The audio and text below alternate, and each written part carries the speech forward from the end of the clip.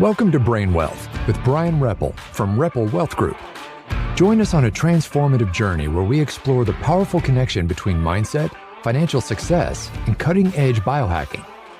Gain actionable insights from Bryan and his guest experts in psychology, finance, and personal development as they examine the world of biohacking to supercharge your mental and physical well-being. Whether you're an entrepreneur, financial enthusiast, or simply eager to enhance your health and mindset, let this podcast be your guide to holistic abundance. Now, let's get ready to unlock your brain wealth. Welcome to the Brain Wealth Podcast with your host, Bryan Repple. Bryan, good to see you. How you been? Great seeing you, Bill. It's been a wonderful week. We've got a little challenges going on here in Orlando with pollen in the air, so my voice is a little raspier than normal. That's part of life and the seasonal challenges we go through. Well, for those of us who live in colder climates where pollen isn't an issue, people like me are a little envious that you've got this issue. Beautiful weather, but it's the seasonal changes that come about that we get here in Florida during this time of year. Yeah, well, that's then, and you'll live through it. I'm sure you will. What's on the table today? What are we talking about? Today being that it is tax season and all things are in seasons of life that we go through. Tax season is another one. Yeah. For the first quarter of the year. So we're going to talk about money today. I've seen a lot of conversation with clients lately, them coming in for reviews. I'm just going to share some of the challenges that people go through because I believe we're all not alone. No. And what others are going through, what they may not say to others, they may only say in their house or they speak to themselves. Yeah. But these challenges are amongst all of us and they're real. Sure. Yeah, no, they're very real. I'm going to address a few of them and some of the things that I've seen, heard, and just kind of navigate some of the stories. So we're just going to talk about money today and all right, seasons we go through in life with it. Money, honey. You're going to have some money, honey, if you want to get along with me. I know that's one way to look at it, but money is important, not the most important thing by any stretch of the imagination, but it is important. So where do you want to start? Bill, one of the questions I learned a long time ago from one of my mentors, it's a phrase that he's used and it's stuck with me for a long time. And I've asked probably this question thousands of times to many people saying, if what you believed to be true turned out not to be true, when would you want to know? Let me just repeat that. If what you believed to be true, you have a belief to be true, turned out not to be true, when would you want to know about it? I probably would want to know sooner rather than later. You'd want to know 20 years ago. Yeah. You're like, wait a minute, I didn't want to live with that belief because maybe that belief did not serve me, did not create the outcomes I wanted for the future that I'm showing up to or the environment that I'm living in now. And so a lot of times we have beliefs that possibly we find out later in life that may not be true. And they were not true because maybe we evolved as individuals. It's sort of like a book or a great speaker. I attended many Tony Robbins events. And it's interesting. People always say, why do you keep going back and hearing Tony Robbins? They're not cheap. They're pretty expensive events. They're not inexpensive. And they take travel, they take time. They're long hours. And I said, it's not because the first time I showed up, I got the message. It's who I was the second, third, 20th time. And there's a line that they said when Albert Einstein used to be a teacher in his classes, they would have the freshman class, the sophomore, the junior class. And he gave the same questions every year to the same students as they went through a freshman, sophomore, junior, senior. And he was asked, why do you give the students the same questions with different answers? With the same answers. And the answer was because as a student evolves, they learn to see the questions different and the answer evolves. So what they believed to possibly be true as a freshman, that answer relevant to the question, by the time they become a senior, their answer has evolved relative to that question. So it's like going back and reading a great book, attending a Tony Robbins event. as you evolve as an individual, the message, the story begins to change. Yes. And the same thing is true about our money, our relationships, our spiritual journey. And so with money, the same thing can be true. And so sometimes addressing those things earlier, because a lot of people come in, and I'm seeing it right now during, I don't know why we call it tax season. I guess it's because it's 3 to 4 months out of a year and no one wants to talk about it again for the other 8 months of the year. They're like, that was a season and we're done. Well, no, we're never done, because taxes is a form of our money. It's relative to how did we do? How much do we make? Yeah. How do we play the financial game? As we heard with Courtney, how did we play the game? Do we know the rules of the game? It's almost like the first time you played checkers with maybe your grandparents, you didn't know the rules of the game, and you were beat every time. Yeah. Whoever knows the rules of the game wins the game. Yep. And so it's putting some attention and focus to understanding what are the rules? What are the rules of this game? And that's why Courtney is so great at what she does, because she helps people understand the rules, because people get so blown away by like these numbers and budgets and balance sheets and all these fancy words. And it's like, wait, let's understand what they are, because this is your money. Yeah. This is your money, your future. And one of the things I love to, I'm seeing with clients right now is, I share this story about the two senators. There's an older senator and a younger senator. And those senators are on Capitol Hill, and they're glorious moments of lobbying for, what do they all want? They want more money. And the senior senator is lobbying, saying, I have this passion. I want this money. We're going to do all this great work. And the younger senator turns to the older one in his great wisdom, says, let me see your current budget that you currently have, and I'll show you what really matters to you currently. Not what you're proposing, all the things you want, what really matters. And I will find the areas where you're spending money, the areas that don't matter.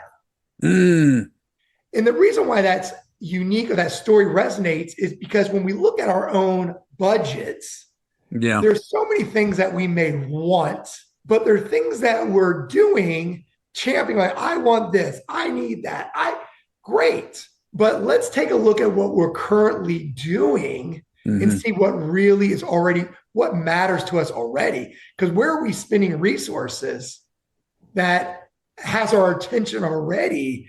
And maybe we need to redirect those resources.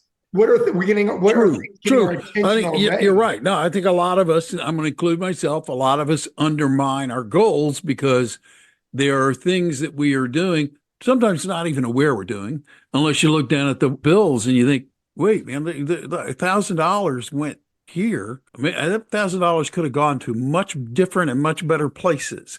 And you can't do that unless you, of course, take the time to look at it and realize.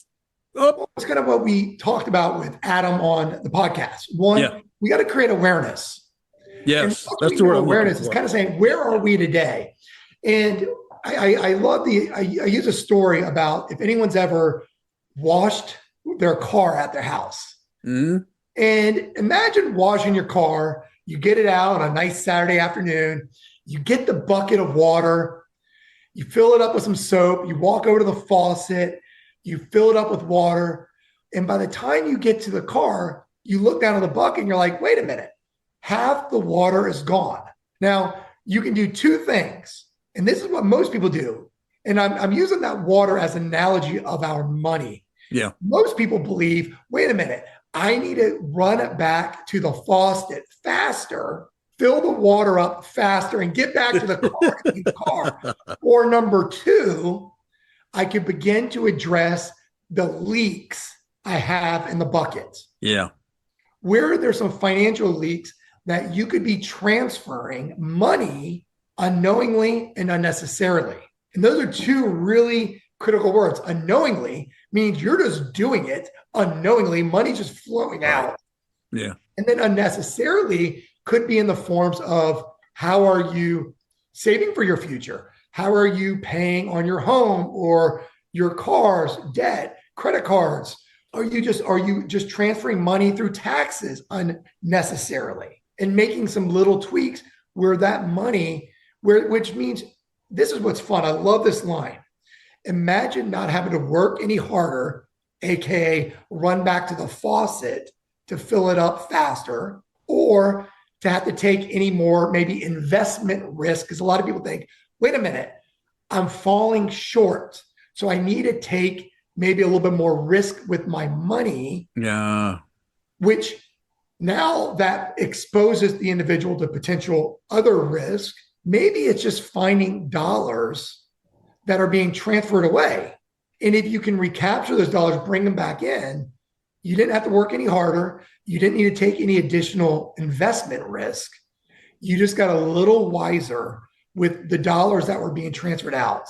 And once you found those dollars, you get to decide, one, do I want to put those back into current lifestyle, aka spend them? Or two, do I want to designate them to my future lifestyle?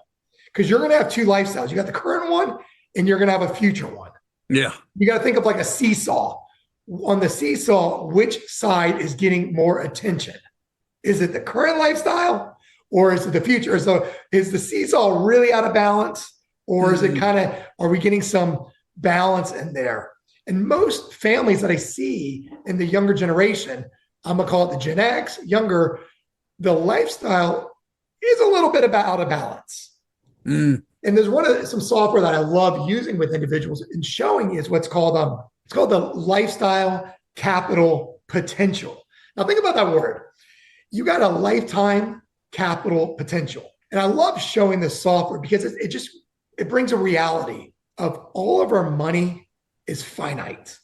Meaning, think about all the dollars when you were 14, 16, 18, 22, 30, 40, all the money that's you ever worked for that's like come to you and then gone through you. Oh, yeah. To you and then through you. And then you got to look at the gap in the middle. How much have you retained? It's like that Jimmy Buffett song. It's like a Jimmy Buffett line, and there's a part looks back at 40, where he said, I made enough money to buy Miami, but I spent it away so fast. Yeah. It's true. So how do you help people do that? I mean, you get the software, or what? How do you help people achieve this awareness or understanding? Yeah, like we said, awareness is the first part, because individuals have to gain. I'm going to become conscious to it and gain awareness.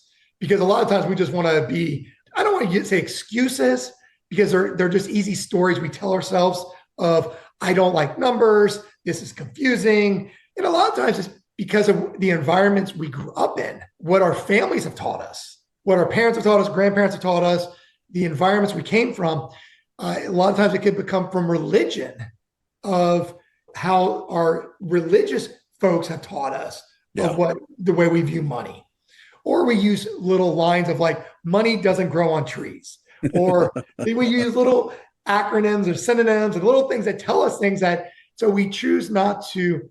And it's not about loving money. It is truly about understanding money, because and not having fear about it. A lot of times money creates fear to individuals. So they get deer in the headlights, they get immobilized, and that it makes them, they don't know how to make decisions around it. And the decisions become more complex. Yeah. And part of that is the lack of trust they have with themselves in the decision making. And then two, the trust they have with individuals, giving them guidance around it as well. How do you, as their financial advisor, develop that trust, if you will, that you're talking about? Yeah, I think the biggest thing is helping empathize, meeting them where they're at, their education, their understanding with it. Yeah. Okay. And making sure you're not speaking over any individual, and helping them meet where they are on their own journey with their money. Because at the end, it is their money, their future. You want to be alongside them, but they're the ones that are going to have to live the story of it. And so it's making sure they're understanding the outcome of consequences today. The things we do today will have outcomes in the future. Yeah, but the future's like way out there, Bryan. I mean, you know this. The future's like out there somewhere. And I've heard the argument made. I've made the argument, but I'm alive now. I'm living now. And the future is theoretical. I'm not promised the future. So how do you answer that? How do you answer that outlook or mindset? Yeah, it's I think you got to look through history. If you believe in living for today, and you will get the result of that when you show up. That's just like the old adage of saying, hey, I live for today. I love eating Doritos and drink Coca-Cola and sleeping in, not showing up on time to work. Well, there's going to be outcomes you're going to get for that. There's going to be consequences and results. So like there are disciplines and habits that people form that help create the results that they want to achieve when those times show up in the future. Because it probably would feel great to spend every dollar that you have flowing through. Yeah. It would probably feel so much fun to have that freedom. But it is the form with discipline and habits that allow people to choose. Because the thing is, you can work I encourage work, because we've gotten into our culture this definition of retirement. Yeah. And retirement, I believe, is such an ugly word. If you look it up in the dictionary, use the word retire just alone by itself. Retire means to lay down, rest, to go to bed at night. Well, and when you think about that, what are we doing to our souls, our spirit, and our bodies when we say, I'm hitting retirement? And you watch a lot of individuals, they lose the habits, the patterns, they lose the relationships, the drive. Now, I understand it. Maybe it's a transition to something that is more inspiring for an individual. Right. That's different. That's different. And I love helping create the vision for people, what that looks like for them, that transition of creating an inspiration for them, but not to lose the desire to keep being engaged in society, be engaged in, you got to think a lot of individuals have worked for 20, 30, 40 years. And I love doctors. They've contributed to so many people's lives for 30, 40 years. And then all of a sudden they say, I'm retiring. And I'm like, okay, what happens? You see a lot of them get sick, illness strikes, something happens because they've lost a part of their identity. Yeah. They've lost that contribution back to individuals.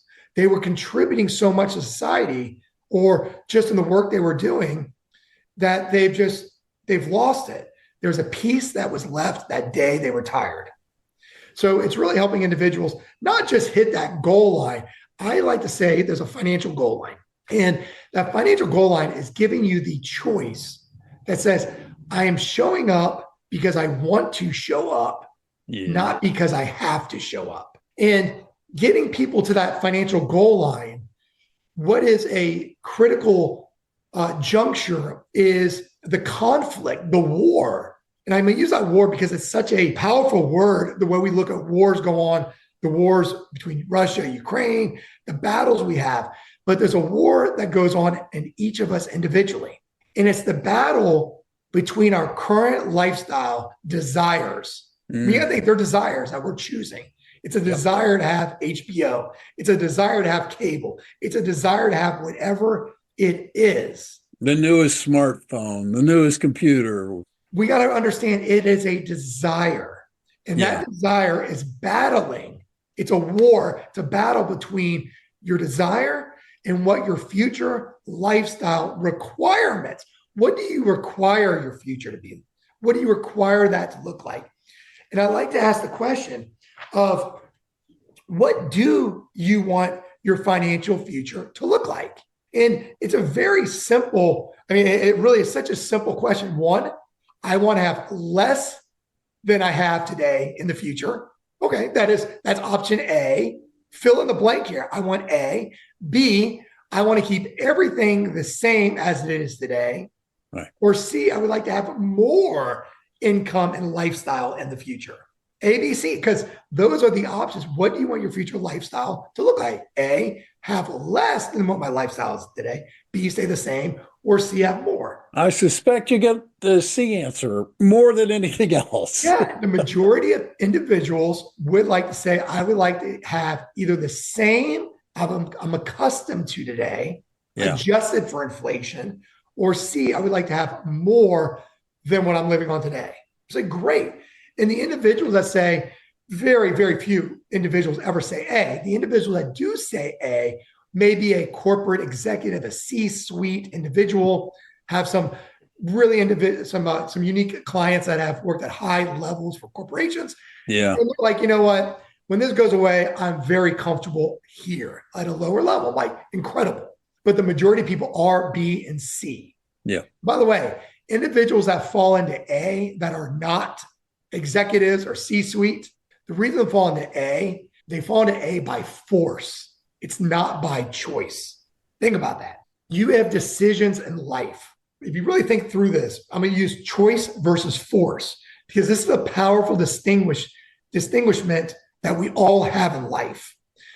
The decisions and habits and patterns you form will eventually catch up to us. And when they catch up to us, like when we drink, if you have a pattern of drinking a couple of Coca-Colas a day, every day for 20 years, what things could happen in 20 years? What health decisions could come? Oh, God, none of them good. None of them good. If you had a McDonald's on top of that Coca-Cola every day for 20 years and some type of carb that was ultra unhealthy, the decisions you're going to have to make are not going to be by choice. They're going to be by force. You're going to be forced to probably have maybe open heart surgery. You're going to be forced to have medication and high blood pressure and all the problems that come with it. The individual that chooses their future says, you know what? I'm going to cut back on these things. I'm making the choice because I see the outcome that's coming to me. So the same thing happens with money. The person that falls into category A, they get there by force because they do not have enough assets, because they go back to your question. I want to live like I'm living, I want to live fun today. I want to do everything today. Great. You're number A. The person that's committed, willing to build some habits and patterns, looks at the battle between their desires and they're questioning their future lifestyle requirements. And they're saying, how do we get this under control? How do we get this in check so we can get this to our future? And so I'm seeing more clients now that are coming in really addressing it. And I love they're addressing it because they're in their 40s, maybe early 50s. And I'm saying, great. The window's a little shorter because maybe you're wanting to go out to 15 years and retire or hit that goal line. Maybe we need to speed up what we're doing. But the individuals that are 30, 25, 20, their window is a lot longer. The runway's a lot longer. We can start addressing those sooner and build. And I got some younger clients. I love that because they're really committed. I love seeing some younger 20-year-olds coming in and having conversations. And they're like, how do we put this money away? I don't want to be stuck like that at 30 and 40 or 50. I'm like, incredible. So it's just really neat to see. And I think it's just a great season to be having these conversations with a lot of clients about what that future looks like. So one of the things that I want to get into in future conversations on the show is beginning to talk about how can you live like your day? How do we get out of debt? How do we pay taxes or pay less in taxes? How do we save for our future and still be able to buy our car? How do we do these things and still have a lifestyle? How do we get our future and still live for today? And we're going to talk about going forward what I like to call the and asset, because a lot of times people say, well, you can't have your cake and your pie too. I'm saying, well, why not? What if you can have your cake, your pie, and maybe an espresso martini? That sounds like a fun, okay, right? So why not be able to have all of those things and create strategies around your financial plan and your investment strategies that provide that opportunity and still allow you to get to your future financial lifestyle requirements, what you're requiring for your future? Well, those conversations are very much in keeping with the conversations you've had so far in this podcast. And you mentioned a couple of them. Courtney was fantastic talking about taxes. Adam was great in terms of talking about awareness and priorities. And, the ironic fact that discipline actually creates more freedom. So, I look forward to those conversations. For people who are listening today to this edition of the podcast, Bryan, who are intrigued and maybe want to have this conversation with you personally, how could they get a hold of you? What's the best way for them to contact you? Yeah, absolutely. On our website, we have a calendar link. You can schedule, go right to Calendly and get that set up at Repple, REPPLE, wealthgroup.com. And we can just set a 30-minute call to get to know each other, kind of find out your gaps, what you believe about money, and help you make some tough choices so you can really get that future design that you're looking for. It's a good conversation, people. Not a bad conversation. It's a positive conversation. You know, sometimes it's good to give up a bag of Doritos and a couple of Cokes a day. It can make. Isn't it funny how I always go back to health? Because someone said, Bryan, you're always talking about health. Well, health is such a, I'm going to tell a quick story because it's amazing. I have a lot of clients in their 70s and 80s. So I get to see the end result. When I say the end result, it's the end of like, hey, they've lived life and now they're in a different season of life. And so you get to see, how are they showing up in this season of life? Are they healthy? Are they thriving? Are they enjoying this season of life? Or is it a little bit challenging? Is it a little challenging on their health? Is it a little challenging on their money, their relationships? And I'm assessing this in my own perspective, like, wow, how do I want to compound my decisions so when I show up there, I can celebrate with my arms thriving, pumping, and with a big smile on my face saying, man, I was aware and I confronted decisions. I was aware and I got present on where I am today so I can show up in that person that I'm designing for the future. And I want listeners to say you have the freedom and that choice to do the same. It's available at all times in life. And the story I was going to have, an individual today or this week, she came in, she's 73. At 71 years old, 2 years ago, her brain started going bad on her. And now if you hear that as a 71-year-old, you think maybe dementia, Alzheimer's, those would be common traits. Her brain started getting foggy. She started forgetting things. She gave up her license. Her friends, her family put her in a long-term care facility. She was getting diagnosed with Alzheimer's is what she was getting diagnosed with. Mm. Come to find out, one doctor said, we might want to look deeper into this. And I'm going to get the name wrong of it because I have it on ChatGPT here. It was actually diagnosed with what's called normal pressure hydrocephalus, NPH. I think there's around 70,000 people that get diagnosed with this in the country a year. Very small amount. It's basically a fluid that's on the brain. They were able to tap into the brain, drain the fluid, put a line down to her abdominal to drain the fluid. She shows up this week in my office. And I'm like, I saw you on the calendar. I didn't know it was really going to be you. She looked thriving. Her skin looked healthy. She lost weight. I was like, I thought you were in the long-term care. I've been working with your son. What's going on? You're alive. And I say this because she has a new outlook on life. So it doesn't matter where you are. If you're 72, and I said, you're a miracle. You are a miracle. And she said, I am a miracle because you don't come back from dementia or Alzheimer's. Once you're in there, you're kind of in there. And to come back and because it wasn't those two things, it was a miracle because she was locked out of her brain for almost a year and a half. Imagine being locked out. You can't think clear. That's a great story. You're locked out. That's a great story. And now she has 8 months later, her brain is functioning almost like 80%. She says in about another 6 to 8 months, it should be back to pretty fully optimal. I'm like, it's a miracle. So I just say that go out. One, you never know what can ever happen in your life. It's a gift. Yes. And she was sharing the story saying, what a gift you have on life. The outlook. We're entering a presidential year. A lot of energy is going to be negative. It's going to be going through us. It's going to be challenging all around us, our relationships. And I just share this because it's going to be okay. Laugh, love, smile. And, you can be like this individual and get this new outlook on life. And don't let this, it's all good, but we have to confront these things with love and enjoy all the things that are given to us. Man, that's a Beautiful story and a great way to end this podcast, Bryan. That is fantastic.